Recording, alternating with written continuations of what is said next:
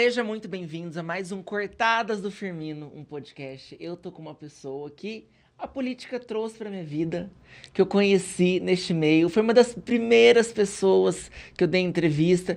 Ele me descobriu lá atrás, eu acho que eu não tinha chegado no 1 milhão ainda, quando ele me entrevistou no canal dele. É uma alegria estar aqui. Marco Antônio do Fio Diário, seja Fala, meu muito amigo. bem-vindo. Tudo bem com você? Ao Cortadas. Mano, muito bem, melhor agora Tô com melhor. você aqui. Tô mais feliz agora, conhecendo a sua casa digital. Minha casa digital. Olha só, Que legal. alegria você aqui. Obrigado, e foi fantástico. Quando eu vi os primeiros vídeos do Firmino, eu tinha certeza que...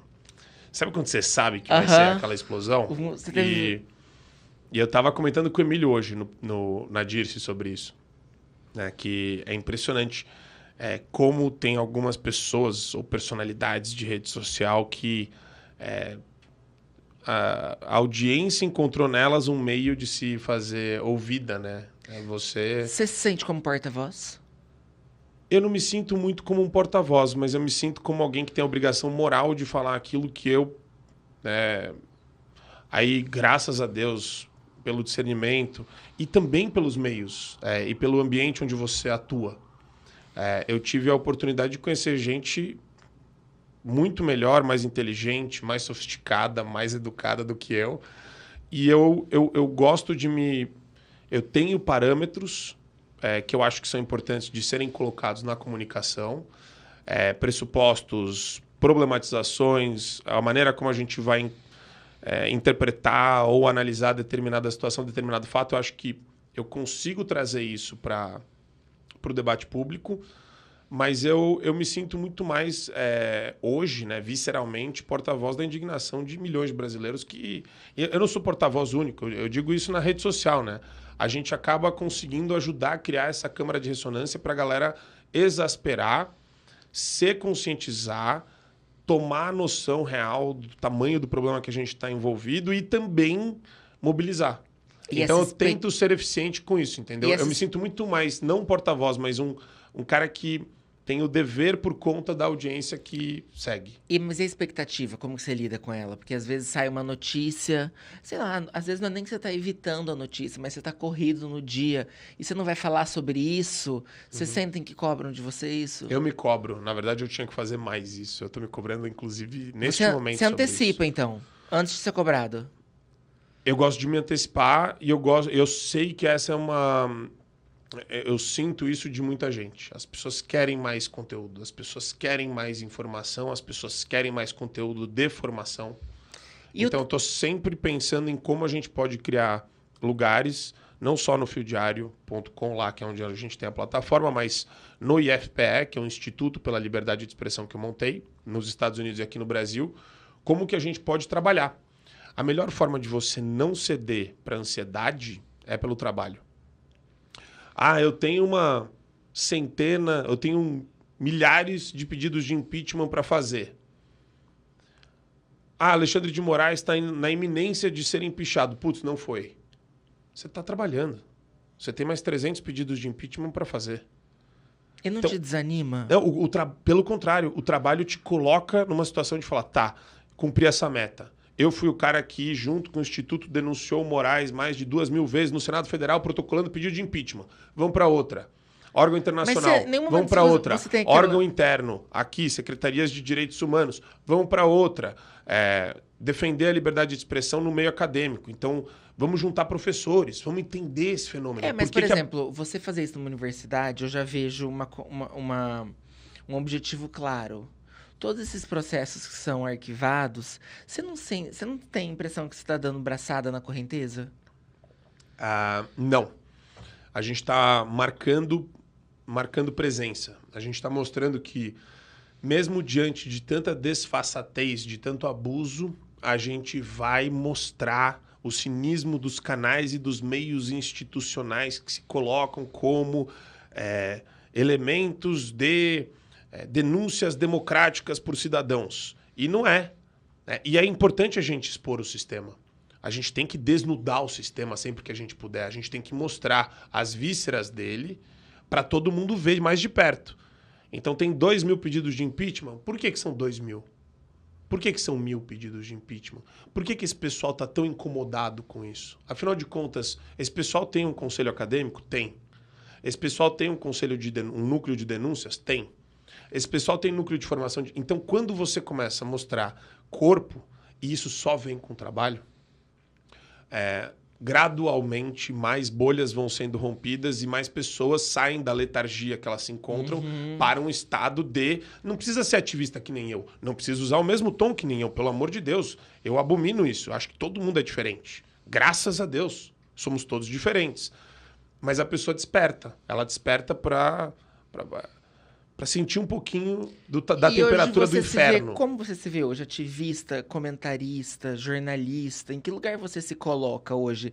Se eu te perguntasse quem é Marco Antônio, o que você responderia? É uma pergunta engraçada, porque eu sou professor de Direito Constitucional, atuante, advogado, não leciono mais.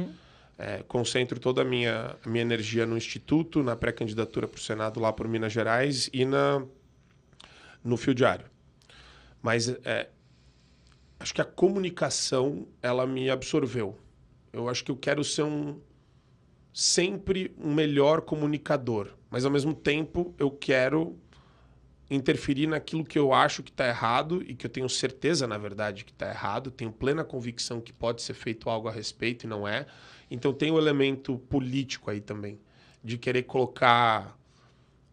meter a mão na lama, naquele esgotão, naquele pântano de Brasília, para meu sonho, dentre vários, mas eu tenho essa vontade de corrigir estruturalmente, radicalmente o sistema de justiça brasileiro. E você pensando, você falando, eu pensei em propósito. Você diria que você encontrou teu propósito na política? Eu imagino que sim, acho que a missão que está pavimentada é essa. A missão, talvez. Você acha que é essa tua missão? Eu acho que é. Eu tenho... Eu sinto... E é engraçado porque isso tem a ver com Deus, né? É uma coisa que você sente. Ela tá lá. Nos momentos mais difíceis aparece alguma coisa que muda completamente o seu dia. E isso não quer dizer que os momentos difíceis e tristes acabaram. Né? E assim, a gente ouve muito de quem tá em Brasília, de quem tá no meio, que eu acho que tem um argumento do centro... Que quando você chega lá, ou você entra no meio, no bolo, no que é feito, no comando de Brasília, ou você tá fora. Como que você vê isso nessa sua missão? Porque que é um propósito, que é um diferencial. A gente tem que mudar. Tudo que a gente acha que é errado, dá para mudar. Quiseram acabar com vários jornalistas independentes. Não acabaram, eles só se fortaleceram. Se a gente quer uma nova classe ou uma nova era... de políticos, a gente precisa trabalhar o elemento cultural. Se hoje sobrevive uma cultura autoritária da extrema esquerda, e se ela se tornou, na verdade, mainstream, ela é hegemônica no meio cultural brasileiro, essa cultura autoritária consiste no quê? Tem vários microsinaizinhos que você consegue enxergar. Até dentro da legislação é cultural isso. Como? Quais? Não deveria ser crime, injúria, calúnia e difamação. Isso deveria estar previsto na legislação civil como ilícito, não como crime. Quando você transforma em crime, direito penal é onde você vai trabalhar os temas mais importantes relacionados à vida humana. Então, quem cometeu homicídio, atentado, ameaça, terrorismo, sabe, roubo, sequestro, latrocínio, esse é o direito penal. O que você está colocando em injúria, calúnia e difamação para juiz da vara penal cuidar do quê? De briga de vizinho? Briga de vizinho ele trata de um jeito. Briga entre o Ratinho e um senador, qualquer pessoa famosa. Reinaldo Azevedo, eu lembro disso, Reinaldo Azevedo e Lula, lembra disso não? Hoje eles se beijam, hoje eles se amam. Marco Antônio Villa e Lula, tinha também essas audiências, tinha... Então, para isso é importante, porque chama a atenção da imprensa e o juiz gosta, daí ele trata de outro jeito. Mas mesmo assim, a gente não tem que discutir na seara criminal isso daí. Isso daí se resolve por meio de indenização. Você recebe algum... Você responde algum processo dentre essas três, calúnia, difamação? Hoje, que eu saiba, citado, não. Mas tem denúncia? Eu não sei. Você cuida das palavras? Se eu cuido? Ou você é 100%... Tipo, não, eu no vídeo eu cuido muito. Eu vou pela beirada, eu vou pela ironia, eu rio, eu digo sem dizer. E, obviamente, as pessoas vão nos comentários e dizem. Mas, assim, dizer que é o Firmino 100% que fala ali como se a câmera estivesse desligada, eu filtro. Sou uma pessoa que eu posso ser, até porque eu não quero perder minha conta, eu não quero perder meu perfil na rede social. O processo Então, de assim, filtragem... eu cuido muito do que eu falo. Você cuida do que você fala? O processo de filtragem na minha cabeça, ele só existe para calúnia. Calúnia. Tá. Então, calúnia é quando você imputa falso crime a alguém. Sim, falso crime. Mas você vai falar do comportamento Eu de não alguém? faço isso. Agora, se eu vejo um comportamento errático e eu consigo categorizar o comportamento errático do Tarcísio, o comportamento errático do Eduardo Leite, ou o comportamento errático do Zema, ou de algum governador, ou de algum deputado federal, isso eu tô falando governadores aliados, aspas. Mas o meu ponto é esse, eu não vou... Não, aliado não, Deus me livre. Peraí, deixa eu corrigir isso daí. Rebobina a fita, Eduardo Leite... Safado. Safado. Ele é engraçado, né? Porque a galera de Safado. esquerda chama ele de direita, Autoritário. a galera de direita chama ele de esquerda. Ninguém quer ele, né? Ele é autoritário, safado, se vende, faz aquele discurso meio tucanado, tá tucanado. Só que, cara, sabia que os tucanos estão em extinção, né? Gente, diz que lá na pandemia, para quem não se lembra, ele é o governador que colocou uma fita isolante nos produtos que podia comprar e não podia comprar. Você lembra? Você tinha que bens essenciais e não essenciais, que produtos essenciais e não essenciais. Ele proibia a galera de comprar. Setores de mercado eram fechados. Ele fez isso, é uma loucura. E a galera lembra disso até hoje. Isso é uma insanidade. E se todo mundo lembra disso, todo mundo, a hora que esse cara pedir voto, tem que olhar pro outro lado. Fingir que ele é um maluco que tem que ser colocado no meio da praça ali pra ficar expondo as loucuras dele pra transeuntes. Mas eu não sei você, mas eu respeito muito mais um Boulos do que um Eduardo Leite. Eu vou te falar por quê. Eu sei quem é o Boulos, eu sei o que esperar dele, eu sei o que ele quer. O Eduardo Leite, ele é uma pessoa assim, quando teve a coisa da Magnitsky ali do Moraes, é uma coisa assim, não é certo o que os Estados Unidos está fazendo com o Moraes. Mas o Moraes também não pode fazer isso. Ele não é uma pessoa sem opinião. Ele é uma pessoa sem opinião. Eu entendo o que você fala, mas nunca na minha vida eu vou respeitar nem comunista, nem socialista fabiano, nem congêneres. Mas você concorda que eu nunca vou respeitar. Eu posso admitir que ele tem uma postura dentro do tempo, no tempo, né? Cronologicamente falando, ele tem uma postura X. Eu entendo que você fala que ele tem uma postura. Mas você concorda... Agora, o isentão também é uma postura. Se você conversar com o isentão, ele vai querer te convencer sobre os benefícios de ser um isentão e de viver sempre em cima do muro, e quando cair do muro, você vai cair do lado esquerdo. Ele vai te explicar esse fenômeno e vai querer te trazer para esse fenômeno. Esse é um fenômeno mas também. Eu sei o que esperar de uma pessoa de extrema esquerda. Mas a pessoa de extrema esquerda calcula o discurso da mesma forma que o isentão. Eles não estão preocupados com a verdade. A modulação discursiva dos dois tem a finalidade única de ter poder. Vai dar grana. Se a grana estiver do teu lado, ele vai pro teu lado. Mas ele vai sempre enrolando o lero, ele vai sempre permeando. É sempre aquele discurso que você não se identifica muito bem com a pessoa. É empolado demais. É teatralizado demais. Aí você fala, a esquerda pode até falar um negócio que vem de dentro. Tanto que você vê que eles estão sempre ou ressentidos ou com raiva, mas vem de dentro. Né? Essas emoções você não consegue segurar muito. Eu não consigo segurar muito. Por isso que eu adjetivo. É adjetivo, tem que adjetivar. Tem que adjetivar. Você tem vontade de entrevistar esse pessoal de esquerda? Sim. Enquanto aberto. Pessoa que está no digital, como comentarista, você convidaria, por exemplo, um Boulos, uma Gleisi Hoffmann? Mas é isso que é interessante e curioso da fase que a gente está vivendo. Eu sempre fui aberto ao debate e sempre debati. Inclusive na Jovem Pan, em 22, quando eu fazia vários programas lá, eu debatia com vários esquerdistas. Saí da Jovem Pan no dia 10 de janeiro por conta do dia 8 e o pessoal também da Ação Civil Pública que tinha sido ajuizada. Aí eles tiraram todo mundo de direita, ou os que falavam mais, né? Ou os que estavam mais em evidência naquele momento. E eu percebo que a gente precisa continuar esse trabalho de debate e a esquerda e o centrão... Vamos chamar o quê? CNN é o quê? É muito mais esquerda do que centrão, né? Parece centrão, não parece? CNN, sim. Não parece centrão? É extrema esquerda.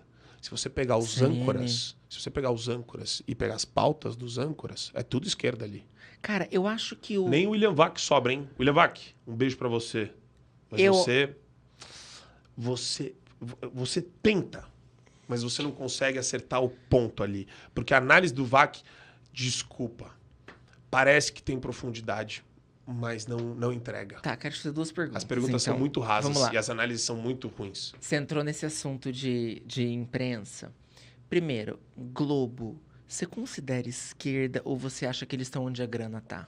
Para mim não importa a motivação. Para mim importa o conteúdo que é reproduzido sistematicamente promove lavagem cerebral para milhões de brasileiros. Se a motivação do cara é dinheiro, se a motivação do cara é status, se a motivação do cara é a janja, tanto faz para mim.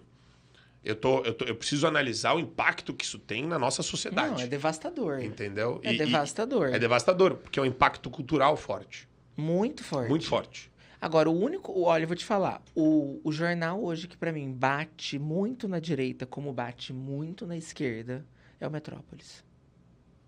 Ah, isso daí é diversificação de colunas. Você tem colunas. Eu acho que você tem colunista lá de direita, mas de esquerda. Não, mas o Metrópolis, ele participou, inclusive, da farsa toda. Olha, eu vou te falar. Foi um jornalista do Metrópolis, o Guilherme Amado, que fabricou a matéria que gerou a prisão do Felipe Martins. Olha, eu vou te falar. Isso aconteceu no Metrópolis. Teve uma coisa que chamou atenção. Quando o primo do Nicolas foi apreendido com maconha, que o Metrópolis bateu muito em cima, insinuou, né? Que a chamada da matéria era assim: primo do Nicolas Ferreira apreendido com maconha, nananana. E aí, tipo, era um texto que não tinha nada a ver com o Nicolas, mas o título da matéria era esse, né?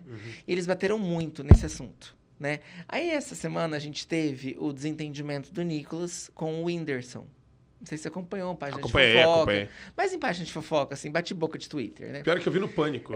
E aí, foi muito curioso que eles vieram com uma matéria onde o Whindersson havia... a empresa dele estava prestando serviço para o governo do Piauí sem licitação. Inclusive, tinha uma denúncia da PGR. E aí, ali eu falei, eles batem em todo mundo, né? Eles, com a mesma facilidade que eles batem na direita, eles batem na esquerda. Eu acho que é o jornal que eu mais vi. Mas eles fizeram as pazes depois, não fizeram? Então, o Nicolas postou aquela foto com o Whindersson. Eu não entendi até hoje se foi inteligência artificial, o que foi aquilo. Porque o Whindersson não postou, só o Nicolas que postou. Então, não sei se foi inteligência artificial, se foi uma grande brincadeira. Ou se foi o Nicolas falando. Eu vou perguntar pra eles. Pergunta. Vou descobrir. E aí, mas assim, Acho que é o Nicolas sendo adulto na sala, assim, quando chega. Eu acho que eu tenho a impressão ali que é um jornal que contrata colunistas dos dois lados. Eu acho que é o jornal mais isento que a gente tem. Mas é que tá, eu não gosto disso. Não tem dois lados entre barbárie e civilidade. Saca? Não tem dois lados. Eu tô falando com um jornalista que tá agindo como braço de gabinete de ministro do Supremo, bichão. Eu tô falando de jornalista que participa, ele tá participando do regime. A gente tem que lembrar disso. Se tem porta-voz de ditador, de sancionado por Magnitsky, e o cara é jornalista e ele age como uma espécie de extensão do gabinete do cara, isso daí é inclusive passível de sanções pela Magnitsky. Mas você não acha que uma bancada de comentarista tem que ter gente de todos os espectros Sem políticos? sombra de dúvida. Por exemplo, eu sempre dou esse exemplo. Você já imaginou que delícia que ia ser a Maria Helena lá da Revista Oeste, sentado com Miriam Leitão? Isso aqui ia ser magnífico. Botar a Maria Helena, ela engolia a Miriam Leitão. Você já pensou? A Marina Helena. O que eu falei? Maria. Não, Marina Helena. Você botar a Marina Helena ali do Oeste com elas, que foi candidata a prefeita de São Paulo, com a Miriam Leitão, numa bancada, como comentarista, eu olho aquilo e falo, porra, cara, ia ser um puta debate. Agora, e é importante frisar isso, não sei se eu me fiz claro, a resistência para debate vem muito mais da esquerda do que da direita. Eu já tive várias oportunidades de debater com várias pessoas da esquerda que não quiseram debater comigo. Várias. Inclusive por meio do Redcast, de outros podcasts. Pois é, eu queria muito te perguntar isso. Você já foi autuado alguma vez? Porque assim, eu tenho um lado cômico, né? E eu vou pra ironia, eu vou pro humor. Uma das coisas que me chamou a atenção a primeira vez que eu fui ao seu programa é que você é incisivo, você é duro, você fala. E eu imagino que você tenha teto de vidro não no sentido de ter feito alguma coisa errada, mas todos temos tetos de vidro quando olhamos para o STF, porque a gente é mais fraco, né? A bomba pode estourar para o nosso lado. Você já teve alguma... Já foi autuado alguma vez? Não. Por algo que você falou? Não. Sabe se você tá no radar de alguma coisa Não, nesse eu acho que eu sentido? passei um pouco, né? Eu sei que eles assistem o programa, eu sei que tem ministro que já acompanhou, já viu o corte, a gente já entrevistou grandes personalidades, o ministro Marco Aurélio Mello, Ives Gandra. Então, quer dizer, a gente circula. Eles sabem que a gente existe. Mas eu acho que houve 2 grandes momentos de perseguição e eu não me enquadrei em nenhum deles por conta do momento que eu cheguei como comentarista na Jovem Pan. Peraí, que momento você chega e do que estamos falando? Eu chego na Jovem Pan em 22. Tá. Já tinha alvo nas costas do Daniel Silveira, do Alan dos Santos, do Constantino, do Paulo Figueiredo. Eles já estavam com alvo nas costas. A prioridade do sistema era pegar esses caras. Tá, eu não assistia naquele momento, não acompanhava Eles estavam política gigantes. como eu acompanho hoje. E cresceram muito em 22 Qual também. era, neste momento, o tom deles na Jovem Pan? O tom de comentário? O mesmo que eu uso até hoje. O mesmo tom que você usa. E eu não tenho, a gente não tem que medir tom, né? Quando a gente está falando Não, de sim. PT, inclusive Liberdade, o Supremo. liberdade, fim. E inclusive o tom que a gente usava naquela época era um tom elevado, porque a gente viu as inconsistências todas que aconteciam pelo TSE, e agora a gente tem tudo corroborado e com prova documental, material, inequívoca por parte do Tagliaferro, que inclusive foi preso hoje. A gente tá fazendo a entrevista à tarde, ele foi preso de manhã. De um processo de extradição. Para pegá-lo, o Supremo quer pegar esse cara. Na Itália, você acha que ele vai ser extraditado? A gente precisa agora... A bola tá no campo da Itália. A gente precisa ter algum tipo de conversa. Precisa ter... Que nem com os brasileiros na Argentina. A gente não pode deixar isso ser esquecido. Tá cheio de brasileiro na Argentina. Tem centenas de brasileiros. E como que você vai parar na Jovem Pan? Acho que um pouco de sorte. Meu pai já conhecia o Tutinha de infância e Você atuava como advogado? Advogado. Tenho escritório desde 2015. E agora não mais, né? Eu saí em 22 quando eu entrei na Jovem Pan. E fiquei, né? Porque eu entrei num programa à noite, aí todo mundo começou a ver em janeiro a minha participação. Todo mundo, os produtores dos outros programas viram a participação e foram me chamando. E você já era o Superman, você virou o Superman. De onde saiu o Superman? O Emílio. O Emílio começa a te chamar de Superman. Ele faz o quadro Superman da Notícia. E vem cá, quando você tá lá, no meio daquela pressão, existiu algum direcionamento da emissora? Gente, evita esse assunto, maneira no tom. Naquela época? Antes do 8 de janeiro, existiu... Zero. Era livre? Zero.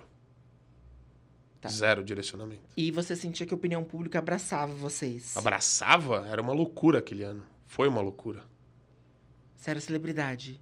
Foi uma loucura. Não eu. O lugar onde eu estava me colocou nesse ambiente, mas por algum motivo aquilo que eu falava, o pessoal gostava e enxergava o trabalho que eu estava fazendo na bancada, entendeu? Porque não era só lá, né? Eram os debates, eu debatia muito. Então, quando você se coloca todo dia contra alguém como o Piperno, que é de esquerda, você vai criando uma intimidade com a audiência, até o debate vai ficando mais próximo. Então tem muita gente que lembra dos debates com o Piperno, no 3 em 1, que era com Constantino, o Jorge Serrão, o Paulo Matias apresentava na época, eu, Piperno. Foi um ano inteiro quase assim. A galera tem uma mágoa do Paulo Matias, né? Do Paulo Matias? Eu lembro o dia que eu fui entrevistado por ele, muita gente fala, não confio nesse cara, não gostei do que ele fez. É porque eu não sou dessa época, eu não acompanhava política, mas eu sei que tem uma galera que, assim, pelo menos do meu público... O Paulo, não tenho nada contra o Paulo, de jeito nenhum. Né, As críticas que eu fiz tem a ver com a postura política dele.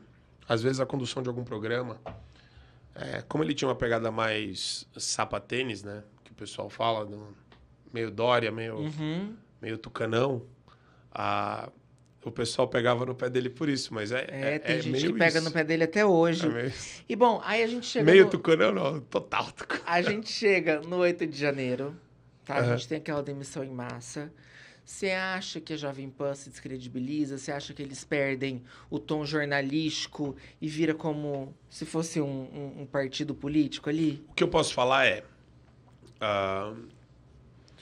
se você é uma empresa de comunicação, e é sempre importante frisar isso, eu amo Pânico, amo de paixão. Aliás, eu assisto Pânico todo dia. Emílio é um querido.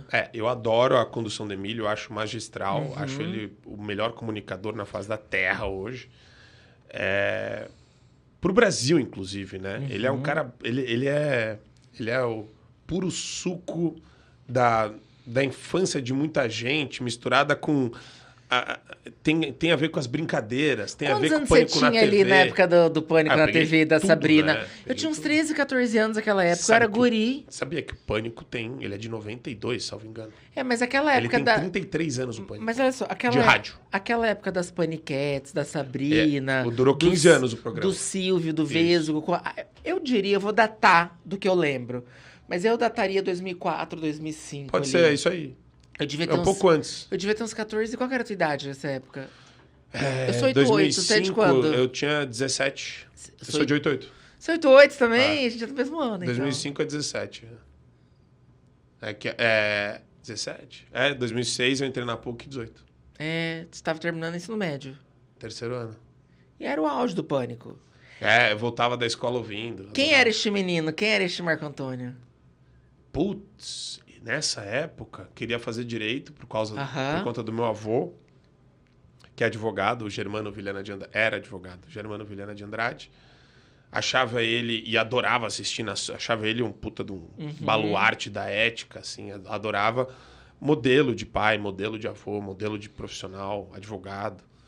E, na época, eu assistia muito aquelas séries da Sony de advogado, de júri, de... Muito modelo americano.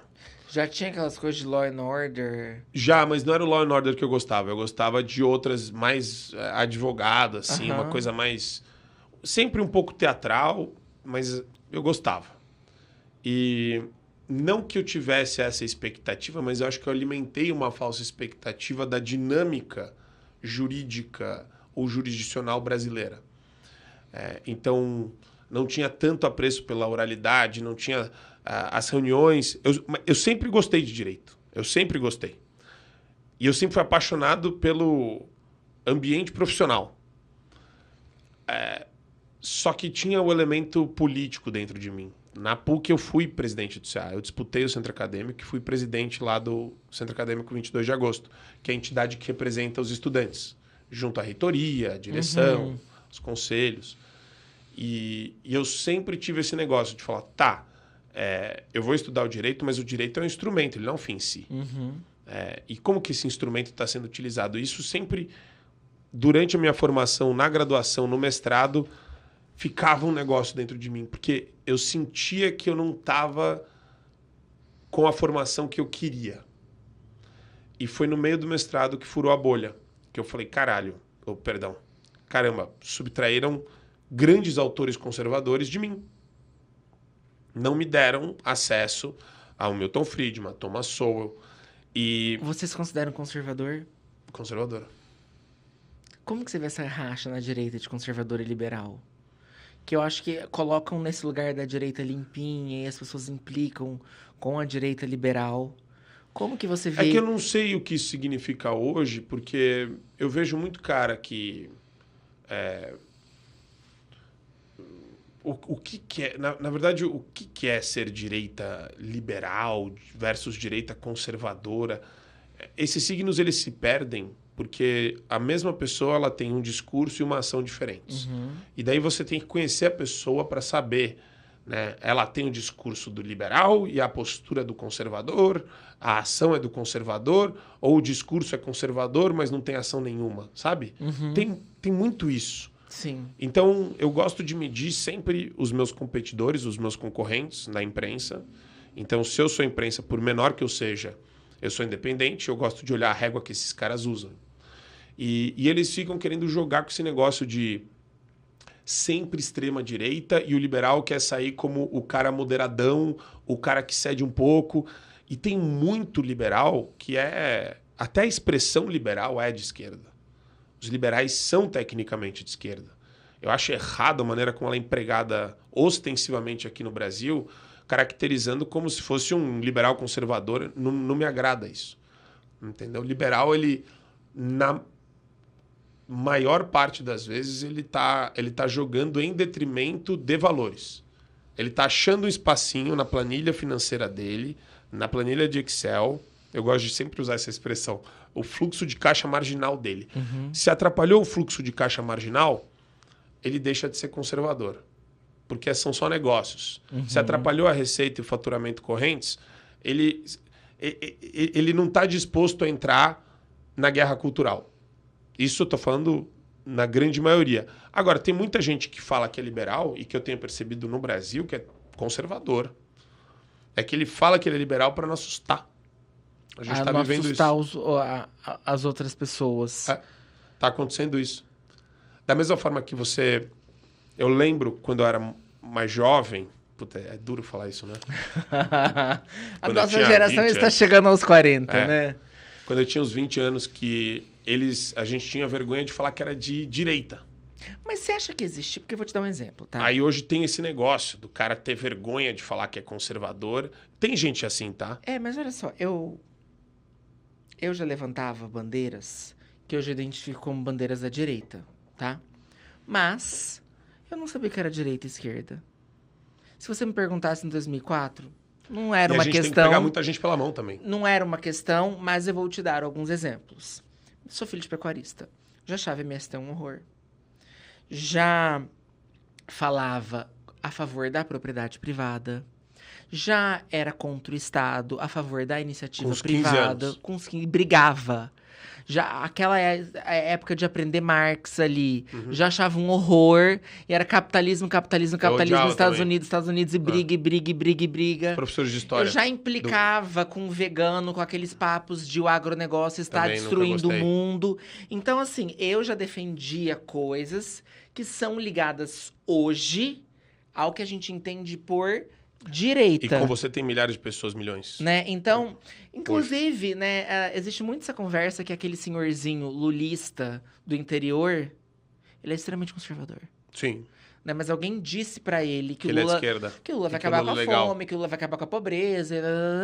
Mas esse cara é super conservador. Não é doido isso, lavagem cerebral? Porque a gente está falando toda hora sobre comportamento. Só que o comportamento ele é conduzido por alguns gatilhos, né? Esses dias, tem vários vídeos virais, uma senhora entrevistando uma mulher na rua e ela... Não, é um cara entrevistando uma senhora e a senhora fala do Lula, e ela só fala bem, e só defende, e só exalta o Lula. Ele falou, mas e se o Lula e se o Lula fosse responsável por esse escândalo do INSS? Aí ela fala na maior cara de pau, assim, a gente ia ter... Com o Lula não tem isso, não. E a gente ia achar um jeito de tirar ele disso. E ela meio que vai encerrando a entrevista e vai... Então, tem isso. Tem pessoas que passaram do ponto de não retorno, né, que vai ser um idiota pro resto da vida. Isso é triste, mas tem. Eu sempre acredito que elas podem mudar. Hoje sempre... Como é que é, né? Hoje pode ser o primeiro dia do resto da sua vida onde você é uma pessoa totalmente diferente. Eu acredito nessa redenção. Eu acredito que as pessoas podem. Mas a gente tem que chegar nessas pessoas. Só que para chegar nessas pessoas, a gente precisa dos meios e dos instrumentos para isso. Se a gente não ocupar direito os espaços e não se organizar, a gente vai ficar rodando em falso. Porque essa pessoa vai viver, essa pessoa vai votar, essa pessoa vai morrer e o processo de transformação cultural brasileiro ainda não vai ter iniciado na força que deveria. Como você vê essa organização da direita para mudar isso? Eu vejo com esperança. Tem bons sinais. Quais são? Tem o meu instituto, tem vários outros institutos, o Lexon, com o André Marcília, tem outras entidades, o Instituto Isabel, que eu tive a oportunidade de conhecer e conversar melhor, a Andressa, e o pessoal da ONG tem a Casa da Liberdade, que é formada também lá junto com o pessoal que trabalha pela frente do livre mercado, Tem a Acton, que está começando a fazer evento aqui no Brasil, que é um instituto conservador americano, católico, maravilhoso. Professores incríveis. Tive esse final de semana lá em BH com o Marcel Van Hatten, com uma galera. Ele é maravilhoso. Tava ele, tava o Chiquini, não sei se o Deltan tava lá também, o Marcília tava lá, um monte de gente que eu adoro. E tudo isso mostra que as coisas estão se mexendo. O que a gente não pode fazer? Parar de trabalhar, parar de colocar energia nisso e parar de chamar a atenção de grandes aristocratas, eu espero que ainda existam, ou que tenham alguns aristocratas na direita brasileira, para financiar esses projetos. Eu diria que a minha grande batalha na rede social e que eu adotei para minha vida é a guerra cultural. Eu bato muito nisso e essas coisas que são impostas a nós. Do tipo, você discordar de mim, você é homofóbico, transfóbico, racista, elitista, fascista. Eu bato nisso, né? Eu vou entrar em assuntos, assim, de política mais práticos e vou eventualmente falar de um dos famosos, mas a minha grande batalha é a guerra cultural. Qual você diria que é a sua grande batalha? Eu acho que no processo de comunicação e a missão que eu estou seguindo é alertar as pessoas para os perigos de um poder judiciário hipertrofiado e agigantado como este que existe hoje no Brasil, especialmente pelo fato de ser protagonizada essa loucura toda pelo Supremo Tribunal Federal. Então, eu preciso levar o alerta para as pessoas e, ao mesmo tempo, preciso ser capaz de colocar em movimento vários grupos de estudiosos e acadêmicos e interessados do nosso lado para fazer e para conceber a reforma que eu acho que deva ser concebida e depois bolar uma estratégia de como a gente vai apresentar diante de vários cenários diferentes esse projeto ou esses projetos, como que a gente vai ramificar isso daí, como que a gente vai usar de mecanismos de pressão dentro do sistema e também da base popular. E vem cá, e como...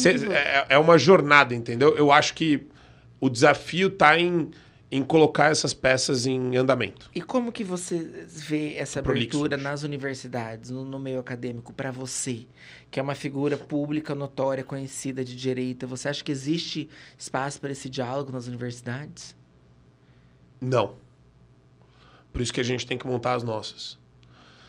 Se na PUC São Paulo não fazem o debate, se na USP não fazem o debate, se no Mackenzie não fazem o debate, se o núcleo de estudos não faz o grupo de estudo, se não existe discussão na dissertação de mestrado, nem na tese de doutorado, se não tem linha de pesquisa a respeito de abuso de poder do Supremo, essa instituição está em descompasso com o Brasil. Ela vive em outro Brasil. Uhum. Então a PUC, todas essas universidades, GV, todas essas universidades vivem em outro país. Ah, Marco, mas se elas não fazem, quem faz? O IFPE, o meu instituto. Acabei de montar, estou precisando de dinheiro. Você, bilionário, que ouvi isso. Você, do agro, que ouvi isso. A gente precisa de grana porque a gente quer formar novas pessoas e novos acadêmicos e quer ter núcleo de pesquisa e de estudo, quer publicar isso daí em revistas prestigiadas no Brasil e fora, mas a gente não tem grana e a gente precisa colocar isso em andamento. Tem estudos tem estudioso, pesquisador fazendo um trabalho sobre esse ponto, tem 1 trilhão de abusos. Tem 1 trilhão de situações que mostram as falhas do sistema para colocar freio no Supremo. A gente é prova viva do que está acontecendo e não tem essa exploração acadêmica adequada. E você sente os empresários abertos para esse tipo de investimento?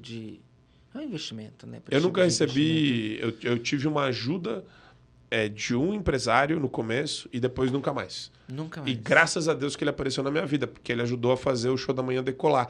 Ele me deu uns 6 meses de estúdio. Bom, e hoje você se dedica diariamente ao Fio Diário? Fio Diário, pré-candidatura ao Senado e... Como é viver de opinião pública? Dá dinheiro?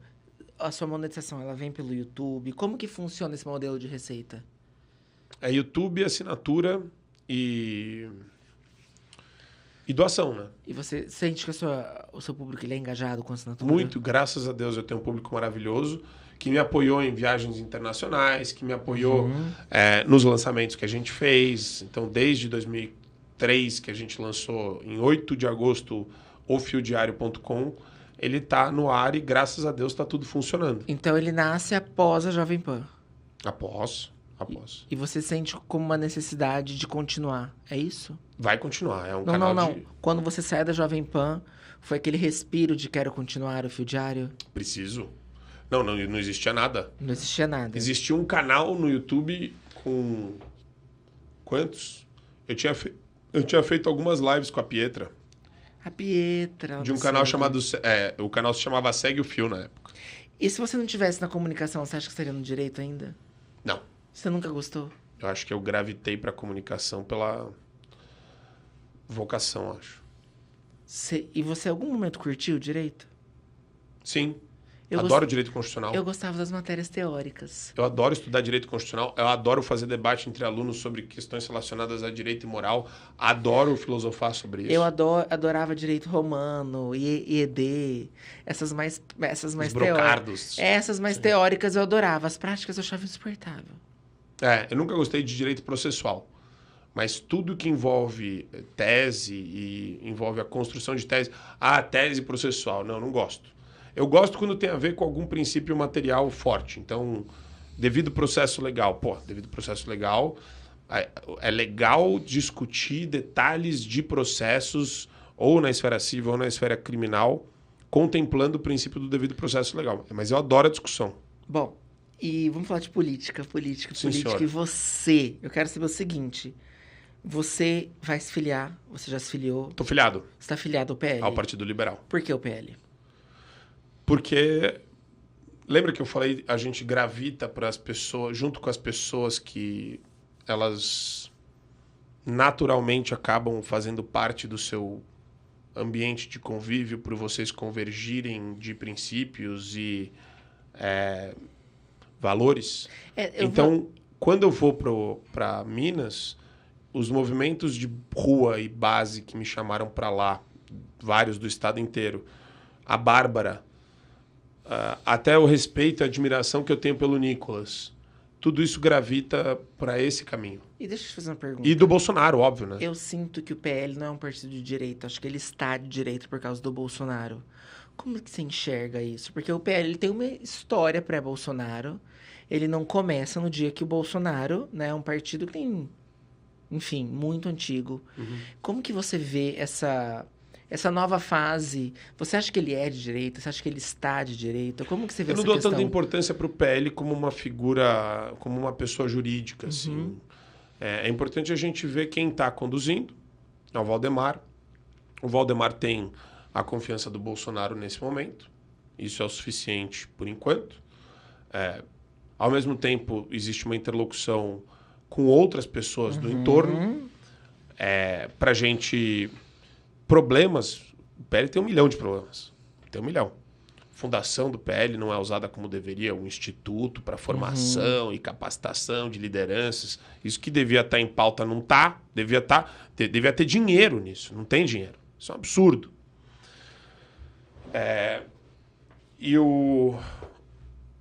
No final do dia, a gente tem que lidar com grupos. Qual que é o teu grupo? Com quem que você anda? Eu gosto de andar com a Bárbara, eu gosto de andar com o Nicolas, eu gosto de andar com o Gustavo Gayer, eu gosto de andar com o Chiquini, com o Marcel Van Hatten, eu gosto de andar com essa galera. Você gosta do Novo?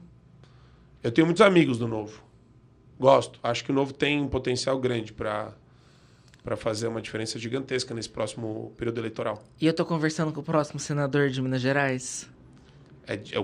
O moído é grande, o caminho é longo, mas eu espero que a gente consiga fazer essa jornada até da pré-candidatura para a candidatura, para a eleição, porque a porrada vai ser grande. O sistema vai bater de volta. Eu tenho muito vídeo. Como que você sente? Eu tenho muita coisa. Eles vão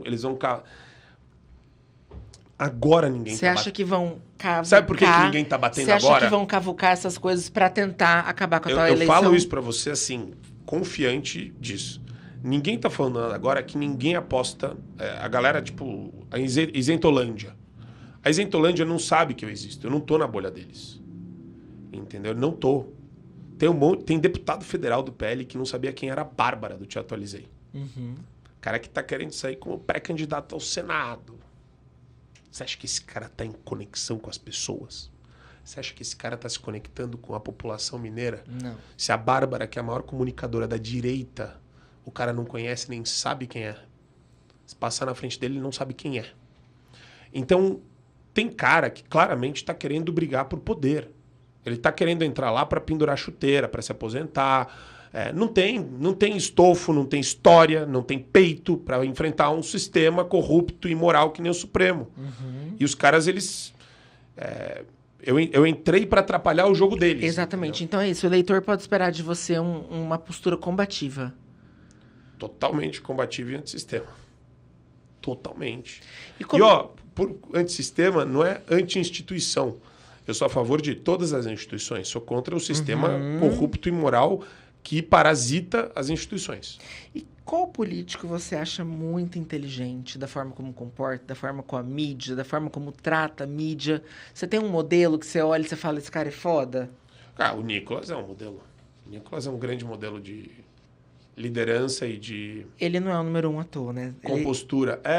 Agora, tem o Luiz Felipe de Olhões Bragança. Eu posso pensar qualidades diferentes de pessoas que eu admiro. O Luiz Felipe é um cara inteligentíssimo, um cara brilhante. Eu conheci ele na passeata. Eu adoro. Muito O Polon legal. é um cara brilhante. Lá do Mato Polon é um Grosso do cara Sul. inteligentíssimo. Lá do Mato Grosso do Sul. Adoro. Sentou na cadeira do Gomota. O Gustavo Gayer. Eu fico olhando para cada um e falo, imagina se eu tivesse um pouquinho dos atributos que cada um desses caras tem. Como a gente tem que se colocar nessa situação, né? De buscar esse autoaperfeiçoamento, porque é muito gostoso, é muito aprazível você ter momentos de reflexão e momentos intensos com essa turma, porque eles são muito bons no que eles fazem. Todos eles.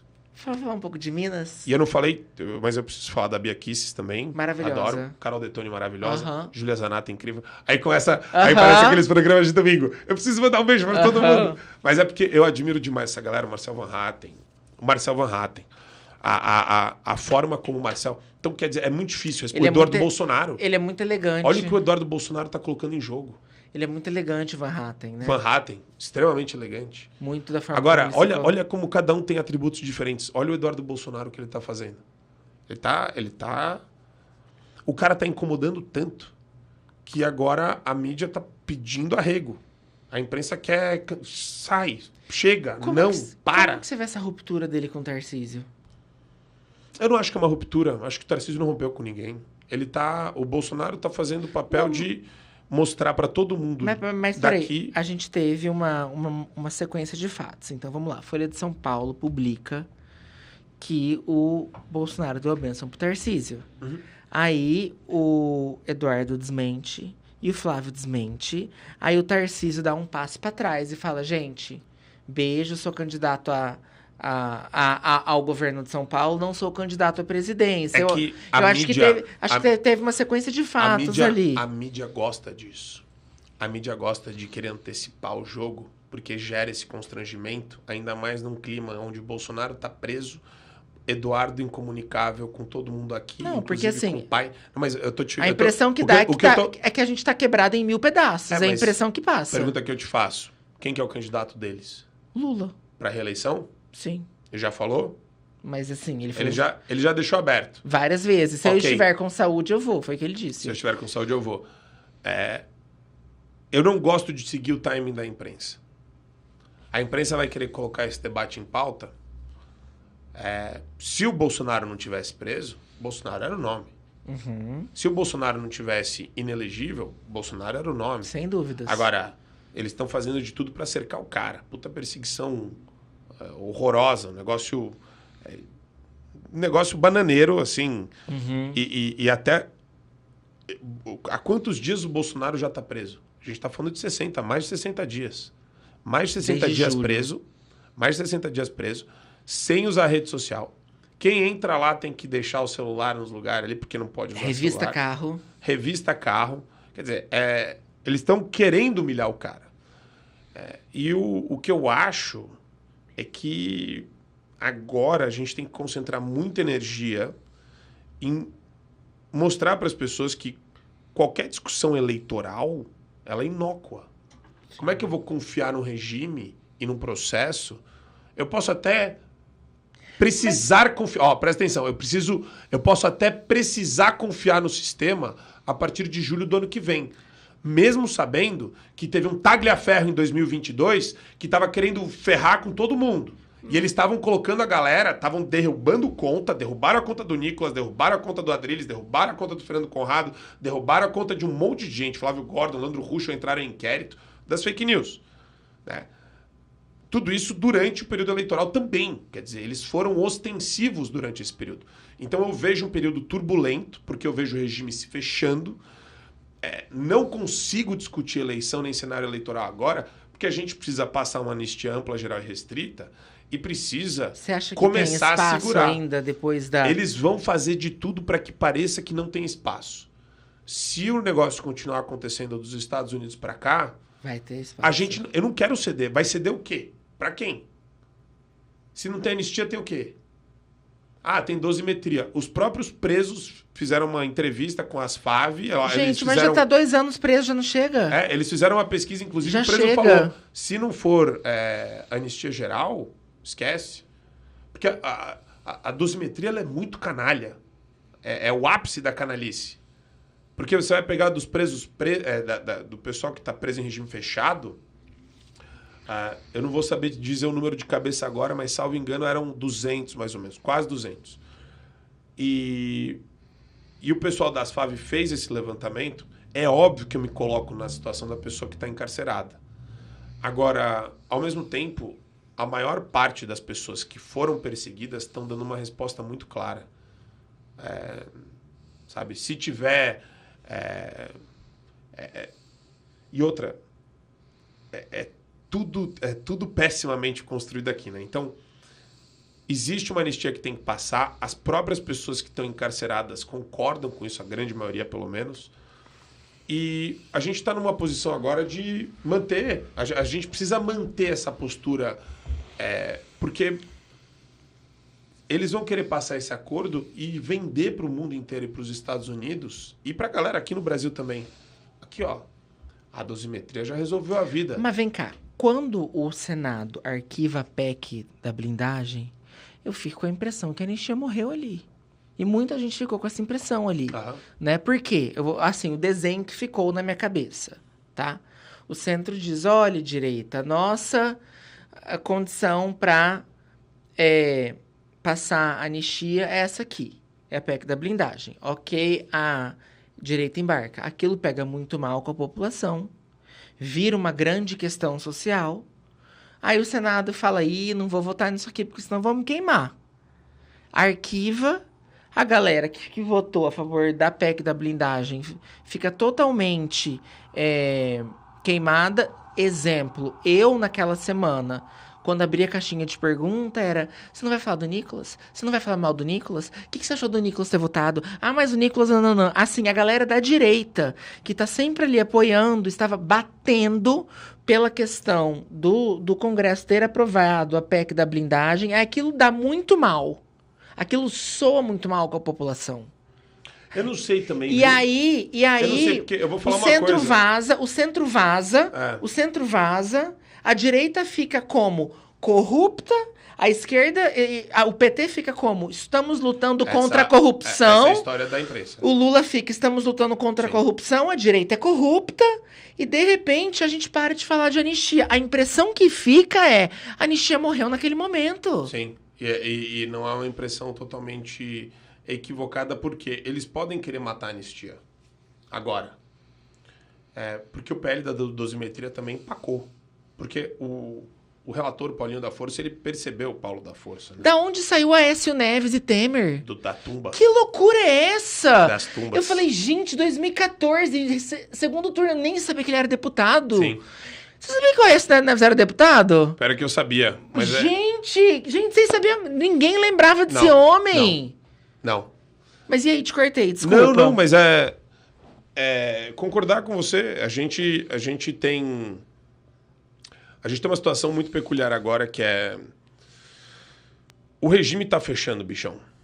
O Gilmar Mendes ontem, o Barroso estava falando, temos agora que regular inteligência artificial, deepfake de inteligência artificial, tem mais coisa que tem que regular, que eles estão inventando.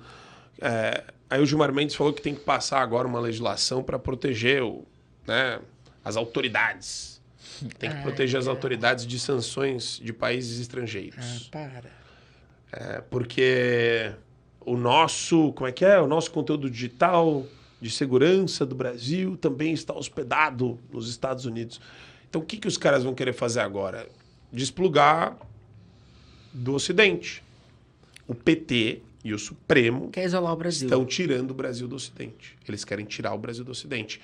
O que a gente está enxergando agora é esse processo de ruptura do Brasil com o Ocidente. Mas como é que vai ter um Twitter, um Orkut, um Na Facebook? China não tem. Vai tirar tudo, vai acabar a rede social. Acabar Instagram. É a soberania do Lula. Mas daí não vai ter Visa, não vai ter Master, não vai ter nada. Vai ter o Brascard. Que loucura, cara. Vai ter... Não. Visabras. Ó, Visabras. O seu é Masterbras. Visabras. Bom... Vai ter a foto do Lula na cédula. Que loucura que a gente tá vivendo. Mas você acha que, de uma certa forma, a Anistia morreu depois da PEC?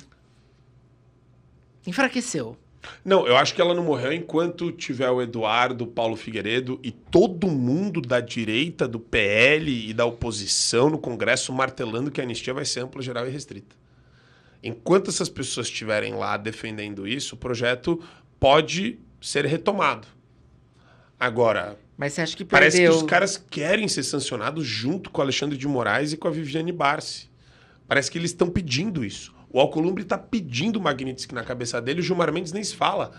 Parece que ele suplica pela aplicação da Magnitsky toda vez que ele pega o microfone. E você acha que a postura deles é de, quando vem a coisa do Moraes, vamos nos proteger ou vamos resolver? Quando vem a...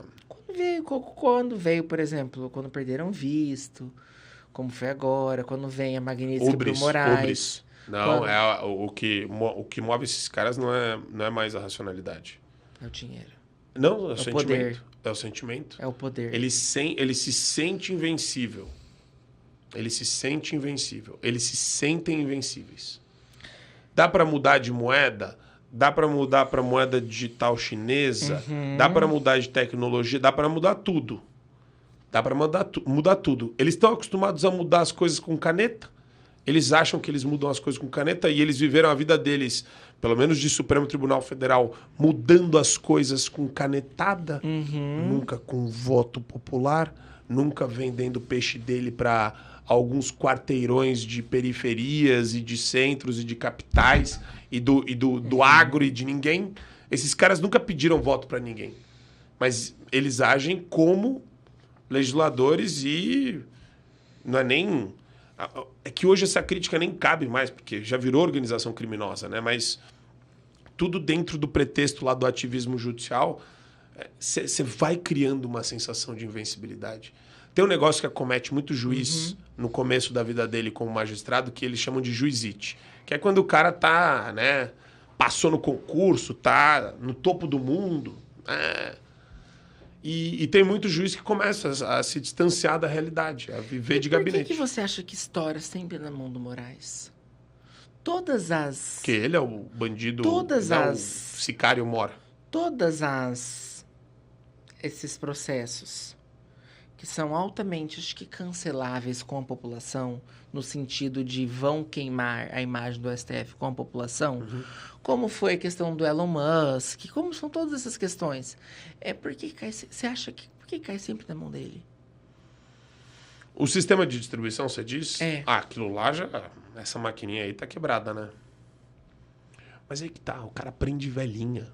Os caras vão pra cima de velhinha, com câncer. O cara que faz isso faz qualquer coisa. Sistema de distribuição. O que é um sistema de distribuição, de sorteio, de relator? Perto de prender uma senhora de 70 anos com câncer. E dormir bem. Prender a Débora. A Débora tá presa. E dormir bem com isso. Ela voltou pro presídio? Não, ela tá em casa. Voltou? Eu preciso ver. Essa informação eu não tenho. Eu acho que ela tá em casa. Ela tava em domiciliar, mas eu acho que ela ia ter que voltar. Tá. Mas eu não tenho confirmado isso. Bom, agora, tem ela, a Iraci, Jusilene, o Clériston, que morreu na cadeia, por pura negligência do Moraes. 3 vezes a PGR pedindo para ele fazer para ter o atendimento médico. Então, o Daniel Silveira, preso mais tempo que homicida e narcotraficante do PCC. Daniel Silveira está 4 anos preso, 4 anos e meio. Uma loucura isso. Não tem explicação, né? 4 anos ou 3 anos e meio. Bom, você tem DNA mineiro. Como que você lê Minas Gerais? Ou como Minas lê você, melhor, minha pergunta. Como Minas me lê? Não. Olha, vou falar de coração, tá? Nunca fui tão bem recebido na minha vida. Da galera do mercado, a motorista de Uber, a casamentos nababescos que eu tive a oportunidade de ser convidado, que me chamaram, aconteceu isso também. Eu estava dando uma palestra, me chamaram para o casamento que ia ter no final de semana. Era quinta-feira, no sábado ia ter o casamento. E eu fui, foi sensacional. Eu dancei com a matriarca da família usando o boné do Fora Moraes. Peraí. Pega o boné. Boné do Fora Moraes. Você gostou do nosso boné? Boné não chegou ainda, chegou a camiseta lá em casa. Vai chegar. Camiseta chegou. Eu não te dou o meu porque ele tá velho de guerra, né? Eu fiz musculação com ele hoje de manhã, então... Aliás, isso não é nem bom falar, né? Porque parece que eu fiz a musculação e coloquei de novo, mas... E a galera te para muito com o boné? Cara, no avião hoje foram umas 6 pessoas. Gostei do boné, hein? Gostei do boné. Às vezes a pessoa nem me conhece. Gostei do boné. E bom, você se sente mais forte em Minas? Então, a recepção foi maravilhosa. Muito bem recebido. Muita gente fala, o mineiro tem que conquistar, depois conquista. Olha, eu fui conquistado por eles. Tipo... Eu cheguei lá, fui muito bem recebido, recebo convite o tempo todo para ir para Minas Gerais. Tô indo visitar o estado inteiro agora, nesses próximos 3 meses. Muito legal com a agenda de viagem. E, cara... Você é um mineiro saudosista? Eu sou saudosista. Você orgulho da sua terra? Eu gosto. Eu acho que eu vou ser sincero para você. A geração que vem lá da minha mãe era de Minas Gerais. Mas eu me sinto em casa. Eu me sinto em casa, eu vou te falar pelo quê também. Eu tava falando pro Emílio hoje. O clima, a comida e a galera é tão legal. Gente, mas Minas... Olha, eu vou falar, o clima é real. São Paulo, isso daqui não dá mais. Mas sabe que eu gosto de Isso Minas? É um microclima de caos urbano. Gente, lá eu vou dormir, tem um sapo na minha na varanda, não, mas na... Você mora onde lá? Eu moro em Lagoa Santa, num condomínio. Gente, Minas é assim. É cidade histórica, é cidade grande. É isso que eu falo. Tem natureza, beleza natural. Tem tudo. O povo é maravilhoso, a comida... qual a sua comida mineira preferida? Cara, eu não saí ainda... É porque tem pão de queijo muito bom mesmo, assim, que você começa a virar um sommelier de pão de queijo. E de café. Porque o café lá é melhor do que o daqui. Em geral, assim. Mas ó, tem doce de leite, fogão a lenha. Então, aí o doce de leite eu tô tentando segurar. Torresmo, eu não consigo parar de comer. É um problema isso. Mas você tem um shape, né? Você tem... Não, você é assim. Não, eu tô no você shape, é marombeiro. Você é da maromba. Direita maromba. Você é marombeiro total. Não é marombeiro, assim. Eu tô pequeno, eu preciso crescer muito mais pra ser marombeiro. E como que você acha que essa disciplina no esporte, eu chamo que eu coloco a academia no esporte, né? Ela influencia na sua vida? Demais. Você acha? Alimentação, trabalho, horário. Você acha que a disciplina no esporte estendeu a sua vida? Nesses últimos 2 meses, 3 meses. É que eu voltei agora, depois que eu passei a frequentar o Dr. Vitor Sorrentino, que tá ajudando na minha saúde. Ele tá dando uma mão aí, tá dando uma corrigida. Ele tem uma clínica de spa. Não, o Dr. Vitor é um baita médico. Medicina, ele é médico. Integrativa que fala. E o que você faz com ele? Ele acompanha... mas aqui é uma consulta muito interessante, né? Você passa por vários médicos lá da equipe dele, e depois com ele. Mas faz análise da minha capacidade cardiorrespiratória, analisa meus batimentos cardíacos também, na bicicleta. Tem toda uma bateria de exame de sangue que você tem que fazer. Depois você passa com um médico que quer entender mais ou menos o seu passado, a sua história. alguns traumas. Isso é importante. Ele tem um médico que faz análise de trauma ou começa a aproximar a pessoa para trazer essas conversas. Isso é uma especialidade? Esse médico, tecnicamente, seria um psiquiatra. Não sei se o que me atendeu é. Entendi. Mas ele com certeza é alguém da equipe qualificado para isso. E daí você...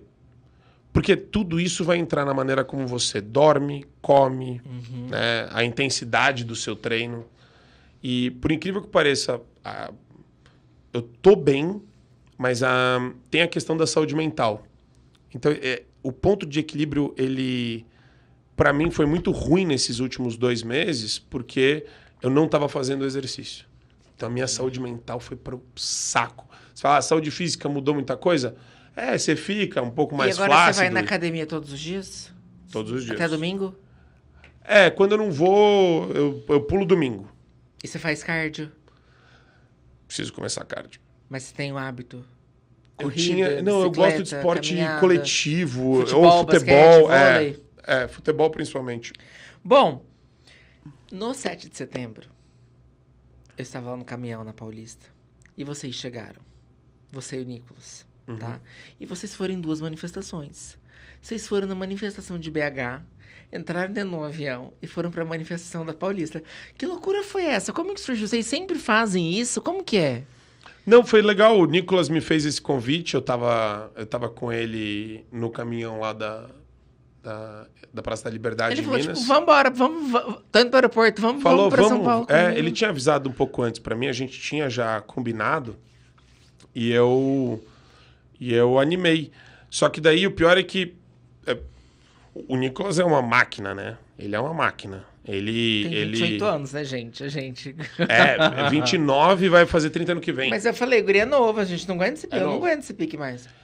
E ao mesmo tempo que eu vejo a disposição dele para tudo, a quantidade de gente que ele comove, que gera de comoção no entorno, foi até engraçado, porque a gente parou o carro e andou 2 quadras no meio da multidão. Só que a gente foi passando em grupo ali. Menino, loucura. O menino ali é uma coisa assim, eu nunca vi nada igual. E pra passar por aquela galera, aí tinha um monte de segurança junto e rolou um empurra-empurra. Muito. E daí foi a coisa mais engraçada do mundo, porque deste momento em diante, eu fiquei até chegar em Minas Gerais sem celular, porque furtaram meu celular, você acredita? Tinha um safado no meio da... Tanto que furtaram o celular. Você ficou louco? Ele tava no bolso no bolso da frente ainda, da calça. Só que eu tava no empurra-empurra com a galera ali, tentando chegar no caminhão. E... Não, a hora que eu senti que puxaram, eu falei, já foi na maldade. Já foi. Foi na maldade. Tá, e vem cá. E você ficou doido? Você fica enlouquecido. Como é passar o dia sem celular? Eu mandei recados pro meu pai por meio do Segré. Porque o Nicolas estava já com a galera, tava todo mundo ali no caminhão. E eu preciso falar pra minha mãe e pro meu pai onde eu tô. Sem poder registrar, fazer um stories, Zero, né? Zero. Isso dá muita aflição. E aí acabou, você entrou no avião e voltou? Aí voltei. Moído, né? Porque é uma viagenzinha... Manifestação, avião. Você volta, você tá exausto. Mas é uma exaustão boa. Queria que você deixasse um recado pra nossa audiência. Vou empolgando, né? Obrigado, Firmino. A sua audiência é maravilhosa. É um prazer ser seu amigo, estar ao seu lado num processo tão intenso de comunicação, de uma nova comunicação que está surgindo no Brasil. Eu acho que você faz parte desse processo, desse movimento, dessa amálgama, e eu me sinto privilegiado de estar ao seu lado, meu amigo. Quero te agradecer por ter aceito o convite. Você foi uma das primeiras pessoas que me olhou, que viu futuro em mim, que viu talento, que viu sentido no que eu estava fazendo. Sempre te achei muito talentoso. Quero agradecer muito. Feliz que você está aqui, né? Representando Minas, representando essa voz contundente, com tanta força, com tanta garra, com tanto afinco, sem se curvar, com coragem, porque a gente nunca sabe o dia de amanhã. Nunca. Então, quero dizer, conte sempre comigo. Obrigado. Tô sempre aqui. Seja muito bem-vindo ao Cortadas do Firmino. Cortadas do Firmino? Exatamente. Agora que eu vi o nome, eu não sabia que era esse nome. Eu adorei o nome. Cortadas do Firmino. E excelente. Muito em breve nosso episódio vai estar ao ar. Amém. Obrigado, irmão. E seja sempre muito bem-vindo. Obrigado. Marco, muito obrigado. Obrigadão. Para você que nos acompanhou até aqui, muito obrigado pela tua audiência. É muito importante que você deixe teu like, que você comente, que você curta. É muito importante para a manutenção do nosso canal aqui no YouTube. E até o próximo Cortadas do Firmino, o podcast.